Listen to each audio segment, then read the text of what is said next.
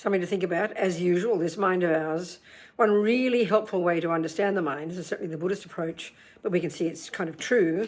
We have sensory consciousness, the experiences through the senses, you know? This is clear. And they're kind of pretty dominant, isn't it? As Lama says, we make the body the boss, because it's the very first level of our experience. And then we have mental consciousness, which is our thoughts and feelings and emotions, you know? So one thing to think is we all want happy feelings. We all want to be satisfied. We all want to feel content, feel fulfilled. So the most obvious level that we first try to do that, obviously, is the senses. You know, in the morning you wake up and you're hungry, you want your coffee. So we assume a feeling of satisfaction will come after you get the coffee. But if we think of it as just sensory, then you'll never get happy. You know, as my mother used to say, and I'd think and think about it, and this is exactly the Buddha's approach, and we know it's true.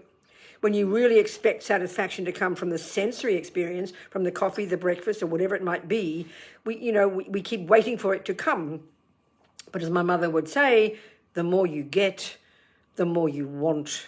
And this seems kind of cruel, but it's really our experience. The hope is that you'll feel satisfied after your coffee. But if you really analyze the experience, and you're going to see that you're all excited, you expect the coffee, you're waiting for satisfaction to come.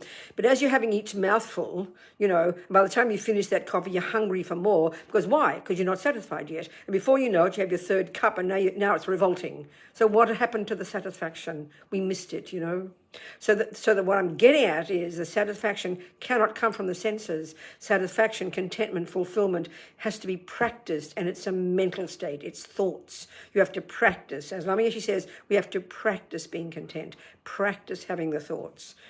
This is pretty intense, but think about that, and we can talk about it more.